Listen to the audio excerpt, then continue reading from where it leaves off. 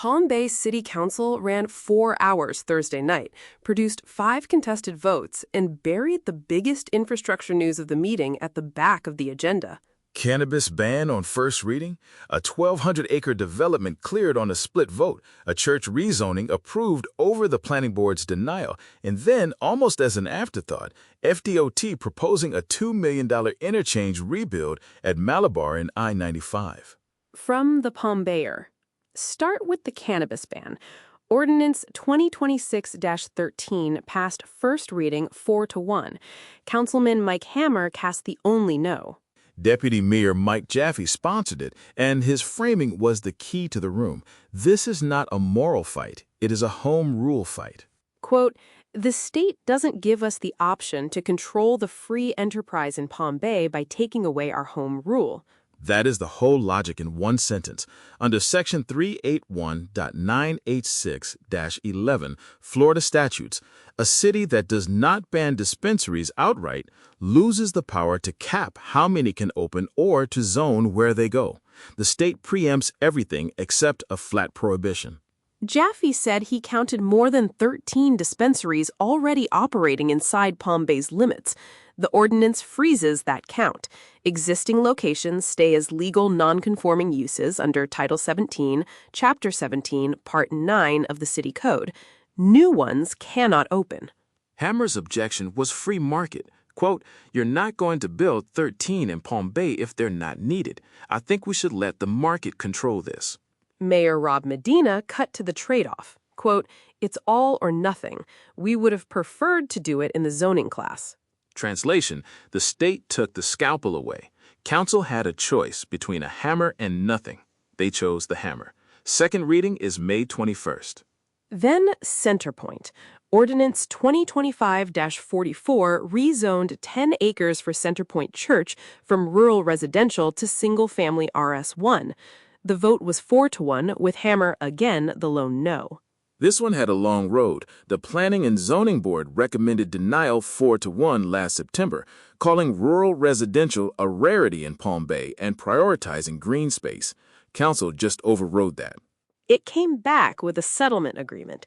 The applicant downgraded the request from RS2 to the less dense RS1, and an emergency access requirement got written into the ordinance as a condition. Councilman Kenny Johnson made the motion.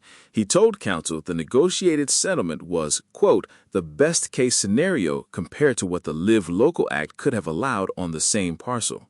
The project is 33 single-family homes inside a 41-lot subdivision, north of Emerald Road, south of Valor Drive, west of Cavern Avenue. Hammer's no was not about the church. He went out of his way to say so. Quote, "We have some infrastructure and other deficiencies that I can't in good faith give a yes for." That is a Hammer pattern worth flagging. Infrastructure first, applicant second. He said the same thing on Everlands 20 minutes later. Everlands West. 2 ordinances, both 3-2, with different dissenting pairs. Ordinance 2026-10 was the future land use map amendment. That one redesignates the property from a mix of low-density residential, high-density residential, commercial, and recreational and open space to a single neighborhood-centered designation. Johnson and Hammer voted no. Langevin, Jaffe, and Medina voted yes.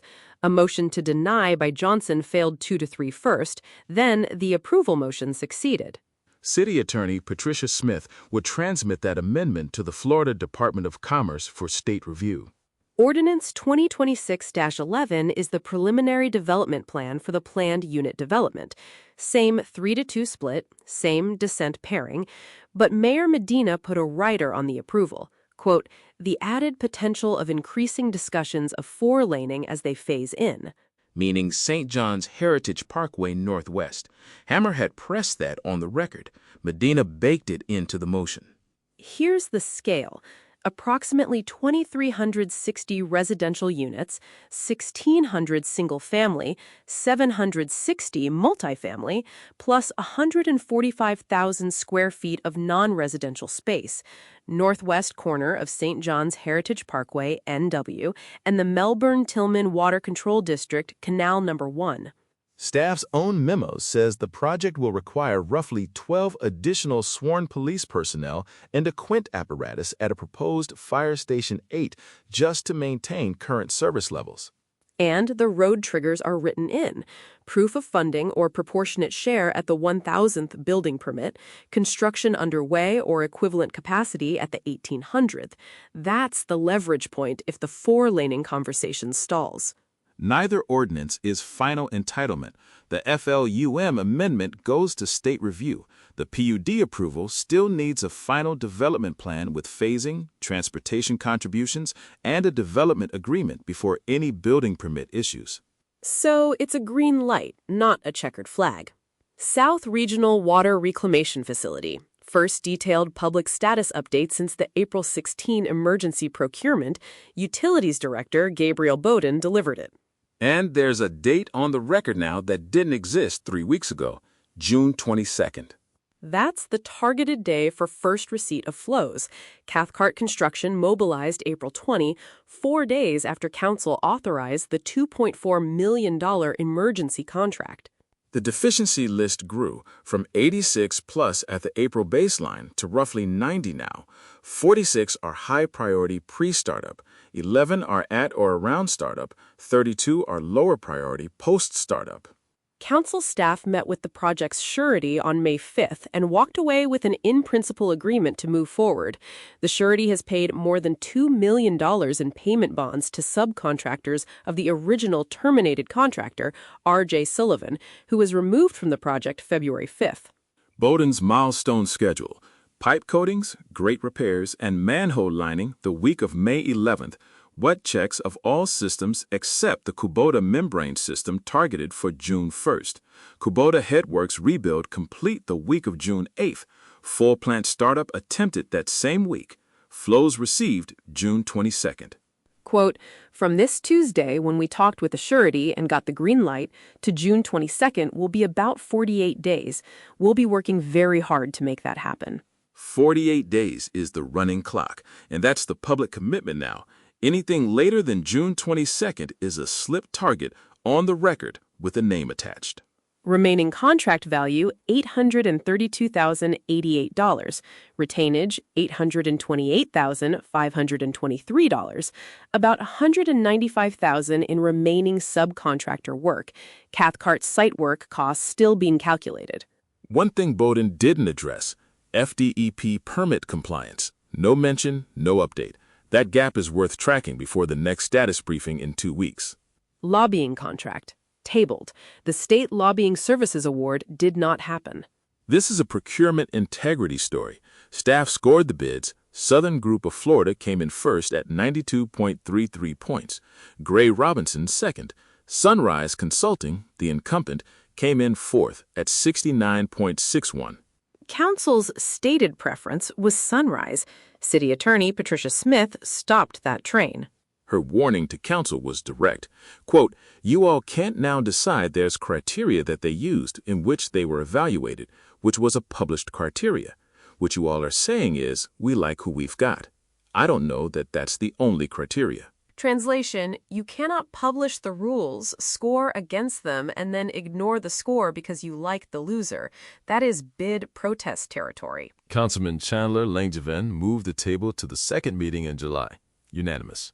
June has no scheduled council meeting. One additional disclosure. Mayor Medina recused himself from the evaluation committee because a Gray Robinson attorney had donated to a charitable family Christmas event Medina ran in a ministerial capacity before he was elected. 2 procurements approved without discussion. Traffic Control Devices, LLC, got a $440,000 piggyback contract on a City of Orlando agreement for traffic signal span wire replacement at 5 intersections. Some of those wires are 17 to 33 years old. That is wires older than some of the drivers passing under them. 5-0. Mansfield Oil added as a supplemental fuel supplier through a Sourcewell cooperative. 5-0 again. City Manager Matthew Morton said the city has consumed about 48% of its fuel budget through this portion of the fiscal year. Then the Singular Tower lease. New co-location ground lease at 1050 Malabar Road with new Singular Wireless PCS, an AT&T subsidiary. 5-0. Negotiated up. Base rent went from a starting offer of $12,000 per year with a 3% escalator to $24,000 per year with a 2% escalator. Over the 25-year max term, the lease generates $768,727. Deputy City Manager Brian Robison said the renegotiation added more than $331,000 compared to the earlier proposal. That is staff work that paid for itself and then some. Now the buried lead. Council reports ran past 10 p.m. The agenda was deep into administrative items. Deputy City Manager Jason DeLorenzo stepped up to talk about Malabar and I-95. FDOT briefed city staff on Wednesday, May 6th, the day before the meeting. 3 concept improvements at the interchange and the San Felipe corridor. A third left turn lane from Malabar onto I-95 northbound, a fourth westbound lane through the interchange, and a third southbound lane on San Felipe all the way to Community College Parkway. Construction cost, $2 million to $2.5 million, not including design. SDOT is asking for a letter of support. The Space Coast Transportation Planning Organization expects to handle the funding gap. Projected cost to Palm Bay is $0. That is the headline buried under everything else. $2 million interchange rebuild at one of the worst choke points in South Brevard. And the city's check is the cost of the postage on the letter of support. Morton credited council for taking a risk on the temporary chicane lane configuration earlier this year. Quote, "They don't always get those kinds of results that quickly." End quote. Meaning the data the temporary configuration produced is what got FDOT's attention. The risk paid off. Council gave consensus to issue the letter. Quick rundown on the rest of council reports. Johnson asked Morton to explore an RFP for a retail recruitment firm as a backup if the economic development director search comes up dry. 2 finalist interviews are scheduled this week. Johnson also reported that the Brevard County School Board moved its school resource officer reimbursement offer from $52,000 to $77,000.